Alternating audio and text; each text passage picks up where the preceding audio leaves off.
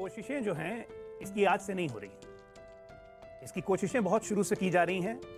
In fact जब हमारा बंटवारा हुआ, मुल्क जब बटा तो वो धार्मिक आधार पे बटा कि मुसलमान के लिए पाकिस्तान, बाकी रहो हिंदुस्तान। अब बहुत दुख के साथ कहूंगा कि हमारे राजनेता उसमें शामिल हैं, हमारी पॉलिटिकल पार्टी उसमें शामिल है। क्यों? हमारे बगल में भाई साहब खड़े हैं, इनकी पार्टी ने आतंकवादियों को छोड़ दिया था। कौन है ये लोग, कहां से आते हैं? अहमदाबाद ब्लास्ट का दोषी के पिता तो समाजवादी पार्टी का प्रचार कर रहे थे। आप बोलूं मैं अगर मेरे बात कर रहा हूं, मैं बोल तो अहमदाबाद ब्लास्ट के दोषी के पिताजी तो समाजवादी पार्टी का प्रचार कर रहे थे। ये क्या तमाशा लगा रखा है तूने? ये तस्वीरें दिखाकर क्या साबित करना चाहता है तू? क्या साबित करना चाहता है तू? मैं साबित करना चाहता हूँ कि तू कितना कमीना और गिरा हुआ इंसान है। आज मैं दुनिया के सामने बताऊंगा तेरा असली रूप क्या है। हाय फ्रेंड्स, स्वागत है आपका रैंडम न्यूज दुनिया चैनल पर। आज हम देखेंगे कि अमन चोपड़ा और अजय आलोक ने मिलकर अनुराग भदौरिया की अच्छे से क्लास ली है। चैनल को सब्सक्राइब नहीं किया है तो कर लीजिएगा। देखिए, कोशिशें जो हैं इसकी आज से नहीं हो रही। इसकी कोशिशें बहुत शुरू से की जा रही हैं। इनफैक्ट जब हमारा बंटवारा हुआ, मुल्क जब बटा तो वो धार्मिक आधार पे बटा कि मुसलमान के लिए पाकिस्तान, बाकी रहो हिंदुस्तान। लेकिन जो यहाँ रह गए, आप इस बात को समझने की कोशिश कीजिए। मुस्लिम लीग का जब चुनाव हुआ था, यूपी और बिहार के मुसलमानों ने पूरा का पूरा वोट मुस्लिम लीग को दिया था और मुस्लिम लीग यूपी और बिहार के चुनाव में जीती थी। लेकिन जब पार्टीशन हुआ तो ये यूपी और बिहार के मुसलमान पाकिस्तान नहीं गए, गया मुसलमान कोई और, जिनको रहना था हिंदुस्तान में वो यहाँ रह गए। और बंटवारे की नींव जो पड़ी वो आज तक मजबूत होती जा रही है। और हमारे नेताओं ने इसको सींचा, इसको बढ़ाया और उनके मन में दिया कि तुम यहाँ रहो, तुम्हें विशेष सुविधा मिलेगी। एक लगातार सिलसिला चला अंत, और इसकी पराकाष्ठा तब हुई। कहते हैं कि हमने टू नेशन थ्योरी को लात मार दी। हमारे लिए देश पहले था, धर्म नहीं था। ये तो उनके राष्ट्रवाद का सबूत हुआ ना। उनके राष्ट्रवाद का सबूत। बिल्कुल, मैं सब मुसलमानों के बारे में ये बात नहीं कह रहा हूँ। आप आज देखिए, उसी के डॉक्यूमेंट में आपके लिखा हुआ है कि अगर 10% मुसलमान भी आ जाएं तो इसका क्या मतलब हुआ? इस भारत का मुसलमान अभी तक 10% भी उनके साथ नहीं है। इसमें पॉजिटिव चीज बस यही है। दूसरी बात, 1975 में इसका अंत हो गया जब सेकुलर शब्द घुसाया गया संविधान में, संविधान की आत्मा से छेड़छाड़ की गई। उसके बाद आज 75 के बाद आज 47 साल हो गए, फिर से हम उस सेकुलर शब्द को हटा नहीं पाए। बाबा साहब भीमराव अम्बेडकर को आज तक सही श्रद्धांजलि नहीं दे पाए। संविधान अपने सही स्वरूप में नहीं है। ये सब तुष्टीकरण की राजनीति का एक पर एक लगातार होते चला गया। और ये बढ़ते तब गया जब देश का प्रधानमंत्री कहता है कि देश के सारे संसाधनों पे पहला हक अल्पसंख्यकों का है। मतलब यही देश है पूरे विश्व में जहां बहुसंख्यकों की भावना की कोई कदर नहीं है, जहां आप हिंदू देवी देवताओं को गाली दे सकते हैं, आपको कोई कुछ नहीं कहेगा। लेकिन किसी और धर्म पे अगर आपने आंख भी तड़ी तो नारा वारा आपको देश का सब कहानी याद। तो ये उसी तरह ये ट्रेलर है ना, ये बिल्कुल ट्रेलर है। ये सरतन से जुदा, हिजाब, बुर्का, लाउड स्पीकर, ये सारे जितने भी विवाद हाल फिलहाल हुए, धर्मांतरण, ये सारी चीजें, इनको ये सब ट्रेलर है। पिक्चर 47 में रिलीज हुई। दो तरह के लोग हैं।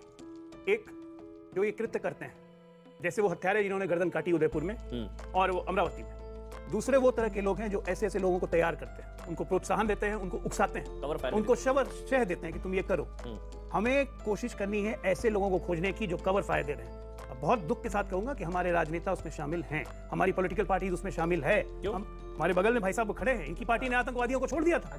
अगर वो सब चीजें नहीं संभाल पा रही और हम लोगों को अगर खतरा है तो सरकार को फिर चले जाना चाहिए। एक बात। तो आपको लगता है सबको अंदर डाल देना चाहिए? जो मां काली पर या जो भगवान गणेश पर बोले सबको अंदर डाल दो। भाई बोलने नहीं दोगे तो कैसे काम चलेगा? आप कह रहे हैं कि कार्रवाई होनी चाहिए मुसलमानों पर। मैं बोलूं अपनी बात, सरकार अपनी जिम्मेदारी से भाग नहीं सकती।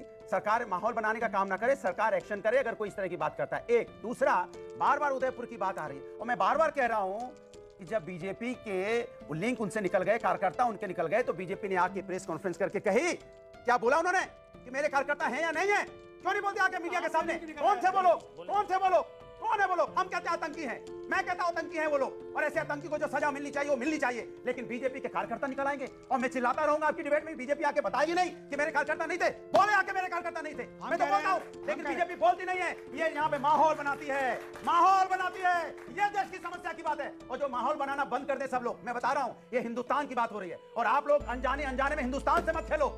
ये हिंदू मुस्लिम सिख ईसाई करके उनसे दुश्मनी हो गई है। उनसे बात करो, मैं सबकी बात कर रहा हूं। हिंदुस्तान सबसे दुश्मनी हो गई है। पूरे हिंदुस्तान की बात कर रहा हूं। ये हिंदुस्तान की एकता की बात है। वोटर से लड़ेंगे, सरकार कैसे बनाएंगे? जनता पार्टी हमें आपको सिर्फ डिवाइड एंड रूल करना चाहती, इससे ज्यादा कुछ नहीं। कोई गलत करेगा यहाँ पे, कोई गलत करेगा, किसी का तन से सर जुदा करेगा या किसी को गोली मारेगा, किसी के साथ किसी का आबरू लूटेगा, उसकी सजा फांसी होनी चाहिए। बताओ मैं गलत कहता हूं तो क्या गलत कहता हूं? लेकिन आप मानने को तैयार नहीं होते। आप सवाल पूछे, हाँ या ना बताओ, हाँ या ना बताओ, हाँ या ना बताओ। अरे भाई लोकतंत्र है। अहमदाबाद ब्लास्ट का दोषी के पिता तो समाजवादी पार्टी का प्रचार कर रहे थे। आप बोलूं मैं समझिए ना किसकी बात कर रहा हूं? अगर मेरे समझिए ना किसकी बात कर रहा हूं? मैं बोल तो लूं भाई। अहमदाबाद ब्लास्ट के अरे बोल दोषी तो के लूं भाई। पिताजी तो समाजवादी अरे पार्टी मैं का बोल प्रचार लूं, कर रहे थे। 1000 लोग मुझे मिलते हैं, मेरे साथ फोटो खिंचाते हैं। तो आतंकी- 1000 लोग पार्टी में होते हैं जिनके पिताजी अगर तो यही आतंकी बीजेपी के निकलेंगे लिए तो है सजा फिर। यही बीजेपी के लिए है फांसी फिर। मिले। यही फांसी बीजेपी मिले के लिए उसको, है क्या बात करते हो भाई, यही किसी बीजेपी के लिए है। किसी के बच्चे गलत निकल जाएंगे तो अनुराग आपको सजा दोगे आप तो यही बीजेपी के लिए है। गलत निकलेंगे ये बीजेपी के लिए कह रहे हैं। ये बीजेपी क्यों नहीं बोलती फिर आके ये बीजेपी के लिए कह रहे हैं। क्या उसने सजा मिले सारा बीजेपी शो क्यों नहीं बोलती आके? भाई देखिए अनुराग, भाई, मेरे कार्यकर्ता अनुराग नहीं थे। अनुराग आपने बोले बोला मेरे कार्यकर्ता नहीं थे, ये बोले आके। आतंकियों की फोटो अरे बीजेपी आप के साथ आ अमन जी गई। कितना अब ये बचाओगे? अहमदाबाद अमन जी अहमदाबाद कितना ब्लास्ट के बचाओगे? अहमदाबाद में अमन जी देश को कितना बचाऊंगा। बचाओगे? अनुराग भदौरिया देश आतंकियों को के केस बचाओ। वापस लेने वाले हैं। देश को बचाओ। आतंकियों के केस देश वापस को लेने वाले बचाओ हैं। देश को आजा। बीजेपी को नहीं। एक मिनट। मैं बस अच्छा। मैं एक बात कहता हूँ कि हमारी भाषा हमारे चरित्र को वर्णन करती है कि जैसी हमारी भाषा है वैसी हमारी शैली है, वैसा हम काम करेंगे। आज हम सब बात कर रहे हैं यहाँ पे एक बहुत बड़े खतरे की 1947। इसके पीछे जिम्मेदार कौन है? ये 2047, 100 साल के बाद।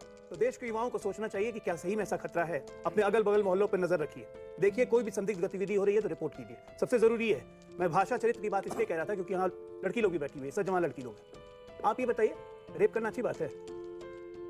और देश का एक ऐसा नेता जो इस देश का डिफेंस मिनिस्टर रह चुका हो, 3 बार उत्तर प्रदेश का मुख्यमंत्री रह चुका हो, अगर वो बोले कि रेप हो जाती है, कोई बात नहीं, बच्चों से ऐसी गलती हो जाती है, ऐसे पार्टी को चाहिए? अब हम बोले ये भाषण देने तब हम बोले ऐसे ऐसे अब हम ऐसे बोले